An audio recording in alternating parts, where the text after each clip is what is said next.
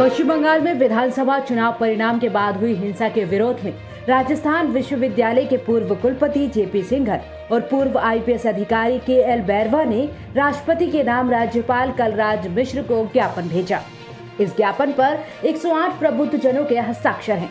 सभी ने राष्ट्रपति से मामले में हस्तक्षेप की अपील की है।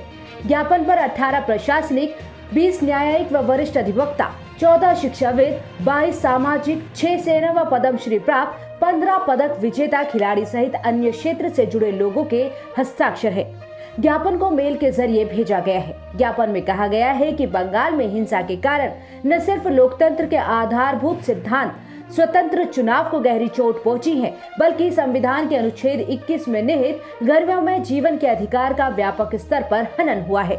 वहाँ नागरिकों के जीवन, संपत्ति और अधिकारों की रक्षा करने के पवित्र दायित्व से राज्य शासन विमुख हो रहा है।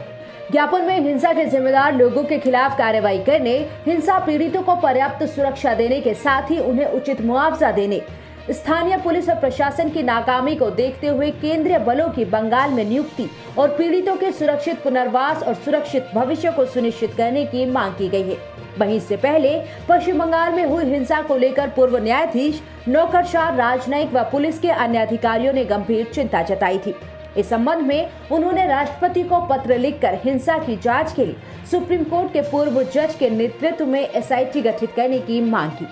उन्होंने कहा कि इस हिंसा के पीछे राष्ट्र विरोधी तत्वों के भी शामिल होने की आशंका है, इसीलिए इन घटनाओं की जांच राष्ट्रीय जांच एजेंसी को सौंपने की अपील की गई। इस पत्र के जरिए 146 पूर्व न्यायाधीश, नौकरशाह, राजनयिक, सेना व पुलिस के अधिकारियों ने गंभीर चिंता जताई। राष्ट्रपति रामनाथ कोविंद को दी गई याचिका की एक कॉपी सुप्रीम कोर्ट के मुख्य न्यायाधीश को भी भेजी गई है। कोरोना वायरस टीके की बर्बादी को लेकर छत्तीसगढ़ सरकार ने केंद्र सरकार को जवाब दिया। छत्तीसगढ़ के स्वास्थ्य मंत्री टीएस सिंहदेव ने कहा कि केंद्र सरकार ने एक नया पोर्टल बनाया है और वो सीधे टीकाकरण केंद्रों से डेटा एकत्रित कर रहे हैं, न कि राज्य सरकार से। उन्होंने कहा कि कुछ टीकाकरण केंद्रों से डेटा उपलब्ध कराने में देरी हो रही है, जिसे केंद्र वैक्सीन वेस्टेज कह रहा है। टीएस सिंहदेव ने केंद्र को जवाब देते हुए कहा कि वो उचित डेटा हासिल किए बिना इसे वैक्सीन की बर्बादी बता रहे हैं। अगर केंद्र सरकार को हम पर भरोसा नहीं है तो वो जांच के लिए अपनी टीम भेज सकती है। उन्होंने आगे कहा कि उनकी मंशा ठीक नहीं है और ये बयान राजनीति से प्रेरित है। केंद्र सरकार ने एक अलग से पोर्टल बनाया है वैक्सीनेशन के संबंध में, और उसमें अब वो डाटा मांग रहे हैं और उसको अपलोड कर रहे हैं।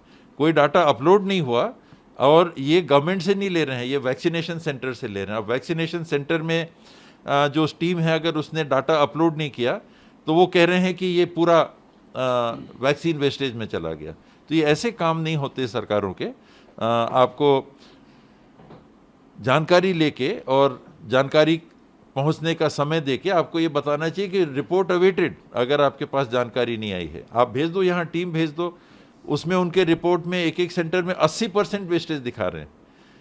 उनके यहाँ जो स्थिति बनी हुई है कि 80% कहीं कहीं वेस्टेज दिखा रहे हैं।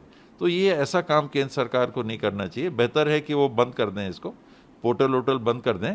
और उनको विश्वास नहीं होता है तो अपने लोग यहाँ भेजें और जिस टीकाकरण केंद्र में जाके देखना है वो जांच कर ले। ये इस प्रकार से कोविड के समय काम नहीं होना चाहिए। दरअसल केंद्र सरकार की तरफ से जारी नए आंकड़ों के मुताबिक टीकों की बर्बादी वाले राज्यों की सूची में झारखंड, छत्तीसगढ़ और तमिलनाडु टॉप पर हैं। केंद्र ने छत्तीसगढ़ में टीकों की बर्बादी का आंकड़ा 30.2% बताया। हालांकि पिछले कुछ दिनों में कई राज्यों में टीकों की बर्बादी में कमी आई है, लेकिन कुछ राज्यों में अभी सुधार नहीं देखने को मिला है। आपको बता दें कि केंद्रीय स्वास्थ्य मंत्रालय ने कहा कि अमेरिका के बाद भारत कोविड-19 टीकों की 20 करोड़ से अधिक खुराक लगाने वाला दुनिया का दूसरा देश बन गया है। मंत्रालय ने बताया कि भारत ने 130 दिन में ये टीकाकरण पूरा किया है, वहीं अमेरिका ने 124 दिन में इतने लोगों को टीका लगाया।